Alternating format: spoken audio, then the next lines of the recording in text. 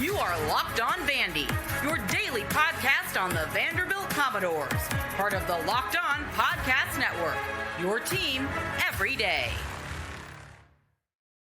Hey, welcome to this instant reaction live edition of the Locked On Vandy podcast on the Locked On Podcast Network. Thanks for making us your first listen each and every day. Shout out to you everydayers. We are free and available wherever you get your podcasts and on YouTube as a part of the Locked On Podcast Network. Now, I'm live here on a Saturday. I did not come to you yesterday. I was going to space out my shows, but here we are. The black and gold game just happened, and boy, did I miss a lot in the news as far as I didn't miss it, but I haven't been on yet to talk to you about the whole thing up in out east, out I-40 East. That's going to make that game should make that game a little bit easier.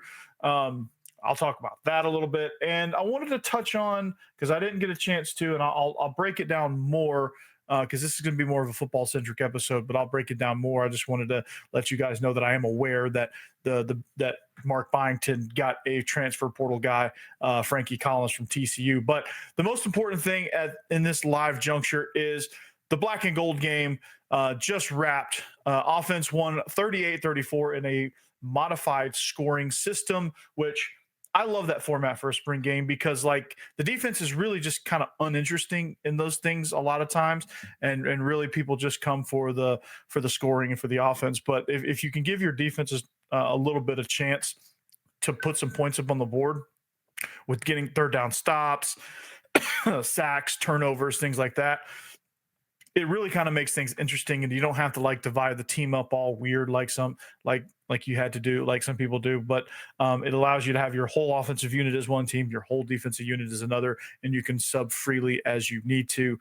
And so that's a good thing right there. And the scoring keeps it interesting. You know, obviously touchdowns for both sides are 6 points, field goals are 3, and I think stop in the red zone is 3 points for the defense, things like that. So the scoring system was outstanding. I really liked that. I thought it was pretty creative. But outside of the scoring system, I thought this spring game went about as well as you could hope. A lot of the big guys weren't playing, like Diego Pavia not playing, Langston Patterson, wasn't playing. A lot of the big defensive guys probably weren't playing. And I think you got a lot of evaluation time for all the quarterbacks. You got to see kind of which receivers were going to develop within the passing game. You got to see the running backs go to work, and you got to see some of the depth guys on defense really get some good solid work, and it paid off because I think a lot of guys got better in that kind of situation. So very excited about the result of this spring game. And like I said, I am live, so your comments will be seen, will be read. So if you're able to drop a comment, if you were at the game, unfortunately I could not make the game. I tried everything I could, but I couldn't quite make it into the stadium. So if you were in the game, let me know, post a comment, let me know your thoughts of how things went. Let me know what, any thoughts that you might have about this football team moving forward. I, for one, am excited about the season. I think, we found a really high-quality backup quarterback. Blaise Berlowitz had an outstanding game, and I hope to watch the video replay. I listened to it on the radio, and I one of the things I took away was Blaise Berlowitz really had great command of the offense. He's an absolute weapon with his legs, which I don't think any of us really expected coming into the season that he could be such a weapon with his legs, but he is. He had a 28-yard touchdown run at the beginning of the third quarter, was the first touchdown for the offense. And it just, again, he just makes things happen. He's a playmaker, and he made really good throws. He had really good command of the offense for the most part. I thought, he was well in control. So I think we found a quality backup in Blaise Berlowitz. Jeremy St. Hilaire had kind of an up and down day, but I thought he was okay. Whit Muschamp struggled. Drew Dickey had a pretty good day, threw a touchdown late to win it for the offense to Cole Spence. So I thought he had pretty good command. He's a veteran guy, so I'm not surprised there. And of course, I think that was it for the quarterbacks. I think it was just mostly those three guys getting or those four guys getting work. So Dickey and St. Hilaire kind of in the same boat. Both I think were pretty good. I think St. Hilaire had a little more peaks and valleys versus Drew Dickey, who was a little bit more even keeled and just kind of consistent, just not phenomenal, not terrible, just kind of even keeled there. So it's going to be an interesting decision with the portal sneaking up around the bend. Who's going to be the odd man out? Is there going to be two guys that are out in that scenario? We'll see kind of as that unfolds. We'll kind of see who those guys could be. And I think with Muschamp, unfortunately, you would have liked to see that work out, but I just don't think he's going to be on the roster next year if you have to make cuts down to get down to 105.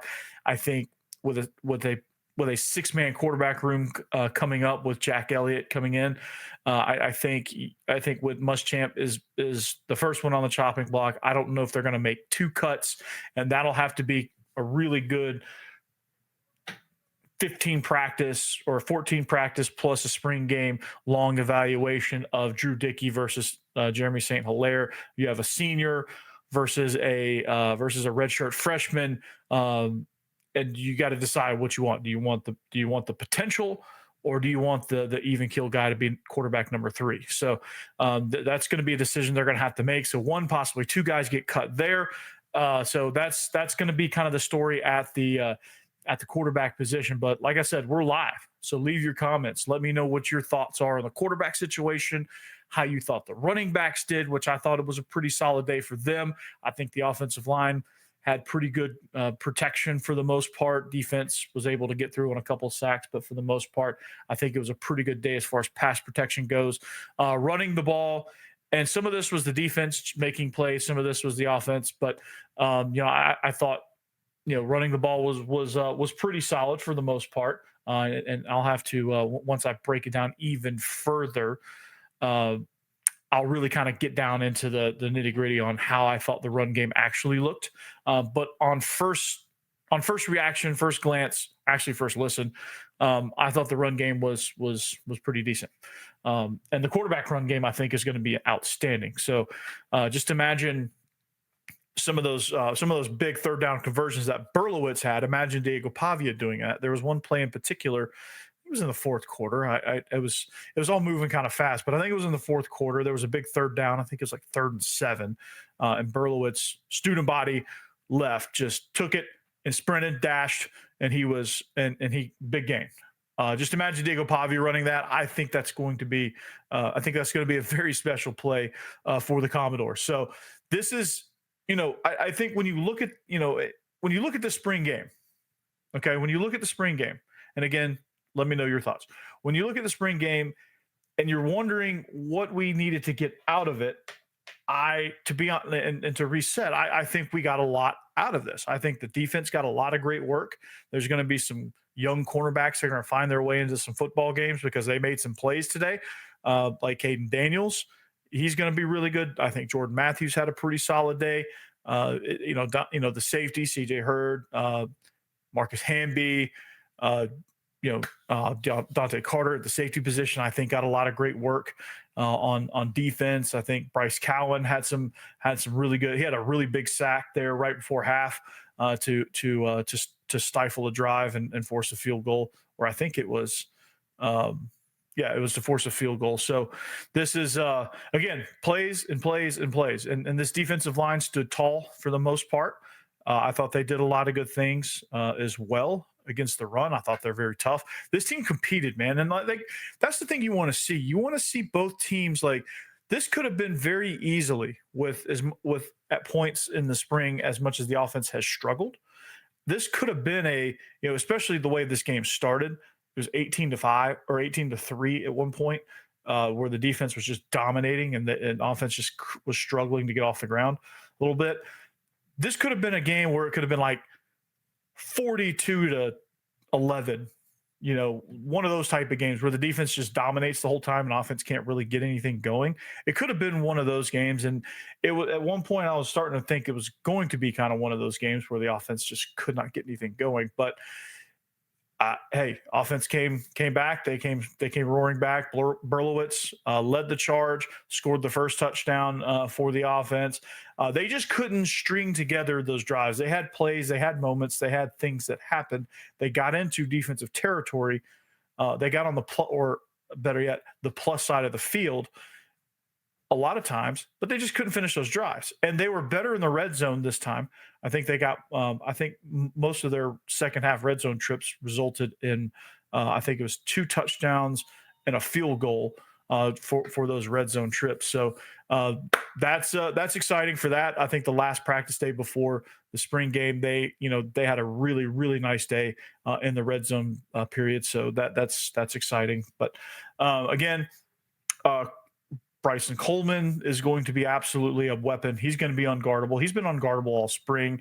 I can't wait to unleash him in 12 personnel with Eli Stowers on the defense. This tight ends had a really nice day. I thought Cole Spence had a really nice day. Bryson Coleman had a really nice day.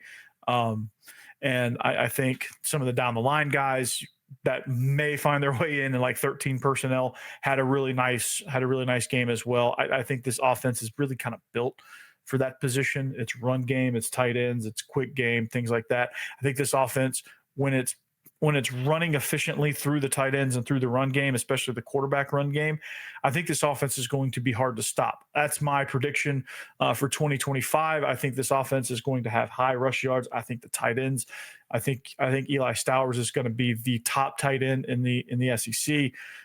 He has that potential. And the way this passing game works and the way the other receivers just I don't think there's one that's going to take charge just yet. I think some guys had some really nice days, but like there's not one that I think is going to be the unequivocal guy in this offense. I think it's going to be a collective effort. It's going to be Joseph McVay one week. It's going to be Tristan Brown the next. It's going to be Junior Sherrill one day. I don't think he didn't play today, but it's going to be Martell Height coming over from defense is going to have to kind of help out. You're going to have some unknown guy coming in, like LeBron Hill could be somebody. You get in the red zone, you throw one up on the back pylon, he could go head tap somebody. And I was just talking about that, Knox. The receivers were good. I thought they were good. I thought they had a lot of good moments. Overall, they weren't dominant, which is – I wasn't expecting them to be dominant. I just wanted to see if somebody would emerge as a playmaker within that group. I wanted to see if there was a guy that was going to take charge. And there wasn't really. There were some guys that did some good things, but also had trouble creating separation. Also, it just wasn't consistent in the passing game. And you get in 3rd and long, and you might as well just run. You might as well just run the ball and punt it away. This defense played outstanding too, by the way. But the receivers they're better. They're better than they were at the beginning of spring, but they're not quite there yet. And that's okay. There's going to be time in fall camp for these guys to emerge, and there's going to be other opportunities for that. So it's not as big of a deal as I once thought. So the receivers were pretty good. Quarterbacks, I think we found our depth chart before Jack Elliott. Now Jack Elliott's going to come in and kind of throw that whole thing off. Could he come in and be the 3rd guy behind Blaise Berlowitz? And could he jump potentially St. Hilaire or Dickey or however that quarterback room shakes out after the spring portal period? It's going to be St. Hilaire and Muschamp, or it's going to be Dickey and Muschamp, I think, that are going to be hitting the portal. So it'll be interesting to kind of see what direction they go in there as well. So defense was outstanding. The front 7, I think, is going to be, once they get all their regular guys in, if they can stay healthy, when they have like I said, when they have all the regular guys, that front 7 is going to be scary. Keanu Coate is going to be scary. He had a really nice sack early in the second quarter, I believe. these like I said, these quarters are running together. It all was just one continuous clock, and it didn't really stop. But this is going to be exciting for this team. And as we between now and fall camp, I'm gonna use this game a lot. I'm going to refer to this game a lot for a lot of the analysis that we're going to do, the over analysis really that we're going to do for this team. So this is going to be kind of exciting. And it was a really nice effort there for both sides, really. So I hope that answered your question.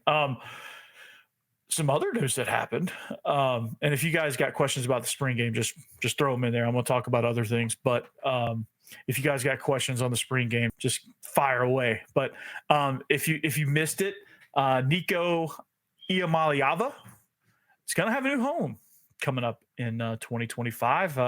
That's going to make things interesting when Vandy goes to Knoxville. I think unless they find a miracle, they're going to have to go with.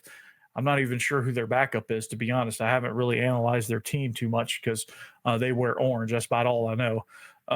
So when I do a deeper roster dive, we'll kind of figure it out. I'll have to wait till after the spring portal to really look at Tennessee and what they're like, because Nico is gone. He had a contract negotiation with his agents or whatever in the university, and it went south in a hurry. And so he's going to be gone.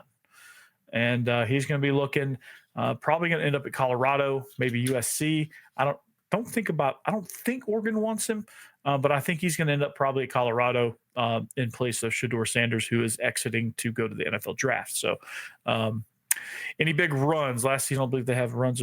Yeah, Blaise Berlowitz had he had a 28-yard touchdown run. He had but other than that, I think it was just kind of 10, 12, 15-yard runs, if anything broke out from their running back position. But Blaise Berlowitz had the longest run of the day at 28 yards, if I'm not mistaken. Like I said, it all went kind of fast, and so sometimes. But the running backs, I think, did a good job of making space for themselves. It's just they haven't popped that long run yet. They have a couple of guys that are capable of doing so, but they just haven't popped that long run yet. But I think when they're going against a defense that's not really overly familiar with them, they will be able to do that. But Blaise Berlowitz. I think a lot of your big runs are probably going to come from the quarterback position in Pavia, if I had to guess. Michaelan Young is going to be kind of that guy. Just haven't seen it yet. This offensive line, it just hasn't quite gelled, which happens. The Sterling Porche is coming in the summer. Like he'll add an extra punch to that guard position.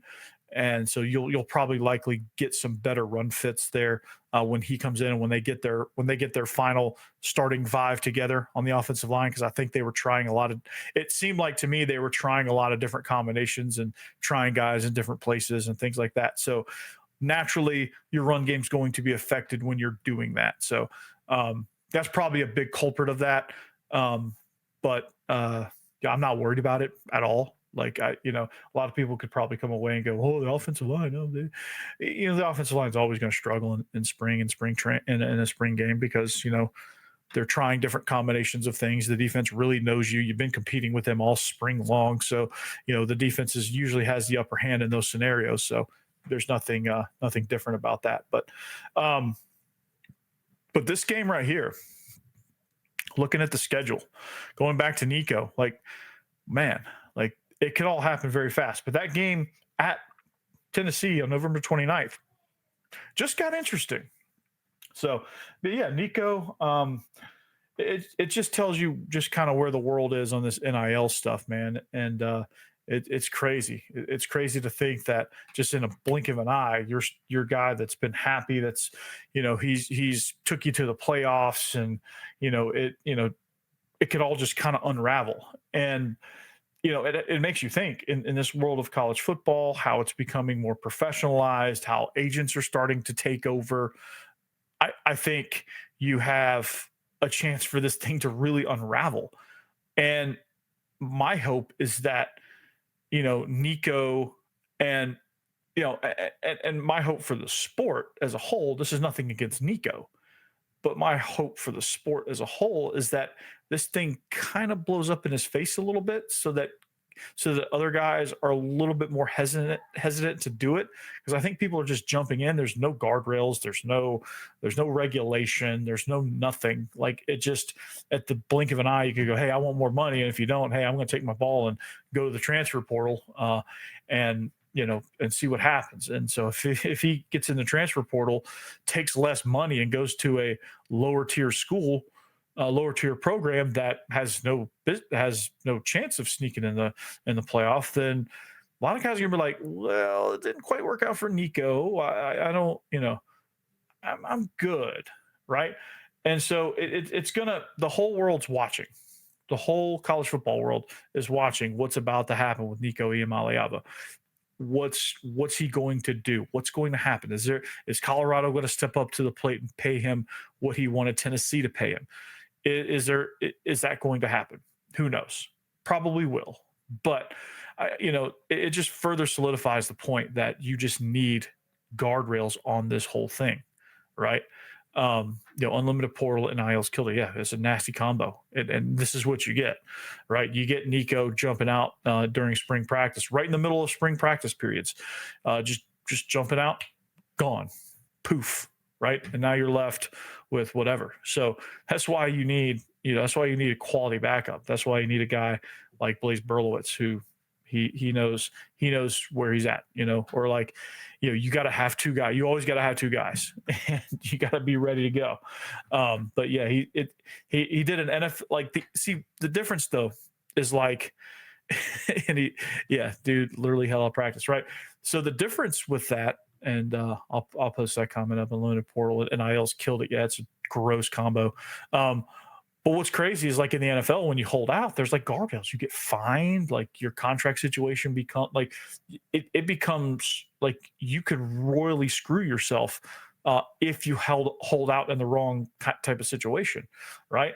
And oftentimes it causes those guys to end their holdout and go back and negotiate and agree to a deal. It's happened positively for some guys. It's happened, like Le'Veon Bell. He hadn't been the same since. He held out that whole season when he held out, and it royally screwed him. He played one season. He was like mediocre, and then he retired. Melvin Gordon held out for the entirety of training camp. Was an absolutely all pro guy, making a massive surge, held out. It was never the same since. He was okay. He was good, but he wasn't Melvin Gordon that he was before he held out. It changed a lot of things, and it changed the trajectory of what he was doing. So yeah, these guys are professional players now. And I think this right here should be the tipping point of, hey, we're going to stop treating these guys like college athletes. We're going to start treating them like professionals, with the media, with contracts, with everything, right? Boom. You get in trouble, boom, you're gone. Next, right? Treat them like pros. If they want to act like pros, treat them like pros. And then pros, it's cutthroat business. And these college kids it's going to be careful what you wish for, because they're going to get a heavy dose of the good side and the business side. Like, the business side of the NFL is not good. It's cutthroat. It's harsh. It's whatever. And if these college kids want that, okay, have at it. You'll see just how cutthroat it is. And some guys are good enough to overcome that. Some of those guys, the absolute superstars, which in the NFL, it's more defined because they're grown men, they're grown adults. In college, it's not necessarily that way. You could, there's guys that came in as 18-year-olds that weren't great. And then by the time they left college, they were getting drafted in the first round because they developed physically, mentally, emotionally, all of the above. And so you're taking that part out of it. You got these 18-year-olds that are acting like 25, 26, 27-year-old vets that are looking to make a big break on their second contract or third contract. And like, they're going to hold out the same way Myles Garrett holds out. Like, those are two totally different things. Like, Myles Garrett is a proven professional. He held out. He got the deal he wanted. Micah Parsons, bona fide superstar in the NFL, hold out. These quarterbacks that hold out get more money. Like, They have proven stuff. If this 18-year-old kid wants to hold out, okay, hold out all you want to. Good luck in the portal, right? That's what it's going to become. And until the NCAA puts guardrails on it to prevent some of this stuff, college football is going to be a mess. And I would say in this era of college football, don't get attached to anybody. Don't buy any jerseys. Don't get like your roster is going to turn over almost completely every single year. You just don't get attached to anybody. Root for the logo, but don't get attached to any players. And don't take it personal. They want to treat it like a business. We'll treat them like it's a business. They're just an employee. They're just whatever. Like that's going to have to be the way it goes. It's this era of college football.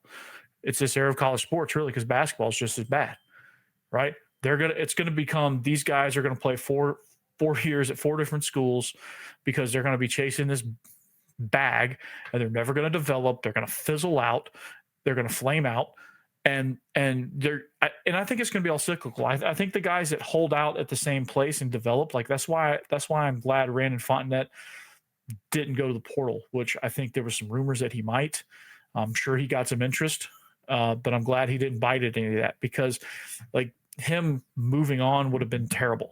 It would have been a terrible decision for him because he would not have been able to develop from year to year. Like NFL scouts want to see you develop within a system. They want to see, hey, if I get you in year 1 of this system, how are you going to be after year 1? How are you going to be after year 2? How are you going to be after whatever? But if you keep jumping around, you never really develop. And that's going to hurt your draft stock. So again, I'm very much a fan of guys staying put, riding it out, competing. Now I know there's extenuating circumstances and I get that. Like your coach gets fired or, there's things that happen. I get that. And those situations should be dealt with in that manner. Okay. Your coach got fired. I get it. But for the ones that are just jumping to jump, nah, I feel no sympathy for you, man. Hey, you chose it. It's your choice. You have that option. More power to you. Good luck. If it works out, great. If it doesn't, then hey, you learned a hard lesson. You learned it the hard way. So, it just is what it is, man. And this Nico Iamaleava thing makes us all even hyper aware of that it could happen at any point with any player, anytime. Doesn't matter. It's all about money. So, but spring game, like I said, was great. Was very successful. I thought, and this team's going to be very exciting. And this is going to be a situation to where I think you're going to have a lot of quality depth, which is different from last year. To me, the 4.5 wins, I think you smashed the over on that on FanDuel. If it's still at 4.5, if you still get it at 4.5, take it now. Take it now. FanDuel, take it now. All right. But yeah, so it's clearly a problem with some college basketball teams lose entire teams to the portal. That's happening. It's worse in college basketball. But yeah, like North Carolina's getting absolutely gutted right now. It's terrible, right? Like I said, name on the back, don't get attached to it because it's probably going to be gone. Get attached to it, enjoy it while it's, enjoy it for the season that it's there. Don't expect it. I expect no one to come back ever. If they come back, great. If they don't, fine. We'll find some, like the way the portal's going now, you can literally just go pluck some other guy out of the portal and just make it work. So here we go. Here we are. So Nico, like I said, thanks for showing us that. And I think people can feel a little bit better, a little bit more at ease about that. But Frankie Collins, speaking of college basketball, Frankie Collins, welcome to West End. I think he's a guard that coming in basketball, I'll show you this right here. He's a great fit for the scheme, man. He's a natural scorer. He's a facilitator. He's kind of like a bigger, more physical, more defensive-minded version of what Jason Edwards was. He's got everything offensively similar to his game. He's a scorer at the rim. He's not a great shooter. He's streaky. He can shoot at times. He's really good in transition. He's really good at driving and kicking. He's really good at finishing up around the rim. And that's very similar to what Jason Edwards is. That's what we need. Defensively, he's a lot better, especially in transition defense. He's going to stop your attack. And I think that's going to be really, really good for this basketball team as they look to make a further run into the NCAA tournament. So that's really exciting. And he was hurt. Yes, he was hurt last season. But he's a great fit. He's a great fit for what Mark Byington wants to do. He's a great replacement for Jason Edwards. So I'm really excited about that. I'll do more of a deeper dive on what he does probably the next episode that usually comes out to start the week. So I wanted to focus more on football and the breaking news of the Nico Iamaleava thing and how that affects NIL stuff. Of course, I wanted to talk about the black and gold game. Which, Adam, what was your thought on the black and gold game? I'd love to hear that before we get out of here. But this is this is exciting, man. I am excited about this team. I think walking out of this black and gold game, I think you have to feel good about where this Vanderbilt team is going. I'll say this as I close out. You have to feel good about where this Vanderbilt team is going, the direction that it's heading. I think the passing game is getting better. I think you're starting to find some guys. If you can get weapons in an aggregate form, in a kind of like a weapon by committee form, I think that'll be effective enough, because I don't think you're going to be relying heavily on the pass game. Like, I don't think we're, luckily the scheme and the philosophy of Tim Beck and Jerry Kilt isn't to go out and throw the ball 70% of the time and air it all around. But I think you're going to have enough weapons that can do things enough times to be able to make yourself dangerous. I don't think it's ever going to be elite with the wide receiver group. I don't think this offense is going to really. I don't think it's really going to matter if they're not elite. We'd love to have an elite guy that you could look at, but I don't think it's imperative for that position. It'd be nice. I think it would help things. I think it would help to be able to stretch the defense vertically, which I think at times we were able to last year. I think we'll be a little bit more consistent with that this year, given the fact that we have some more seasoned guys. They're still not quite there yet, but it's developing, it's going. But I'm really excited about the quarterback design run game. I think you're going to see more of a I think you might – I don't think you're going to see as much option this year. I think you're going to see just more quarterback design run and some more just base run game stuff. I think they had a lot of success running inside zone and duo.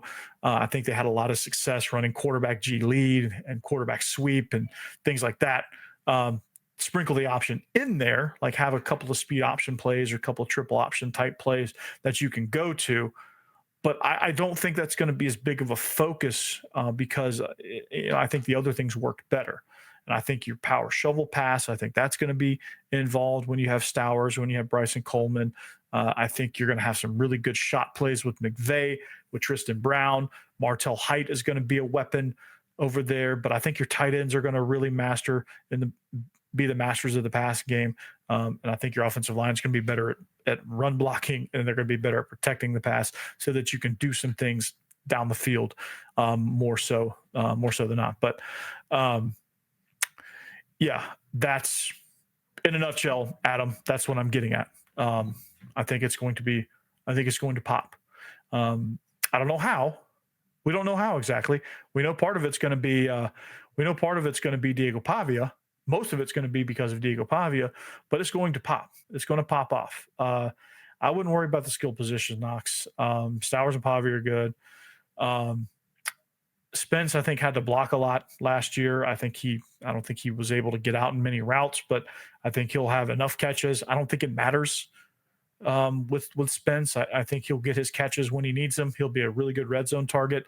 But I don't think you're going to like his stats versus his impact are going to be like way separated. Like you're going to look at the stats and you're going to wonder what the heck he did. Well, he's going to have a big impact on this offense. You're just not going to be able to see it in the stat line probably is what I'm thinking. And this defense is going to be, I think his defense is going to take a step up from last year. Last year's this defense was good. This defense was really good last year. I think they're going to take a step or two upward in that direction. So, but until next time, that's all I got on this live edition. You guys can continue to comment. But until next time, I will hit back at you. We'll break down this game even more. We'll break down the Nico situation even more and more in-depth analysis on Vandy's new transfer guard, Frankie Collins. And we'll see what happens down the pike as the spring portal opens up. We'll see what the roster cuts look like for Vanderbilt, who's out, who's in, This can be the race to 105 now, and so we'll see what happens after that. But until then, anchor down, peace out, behave yourselves, enjoy your weekend. It's supposed to be beautiful weather the rest of the way, so enjoy your weekend. We'll see you back here next time. Peace.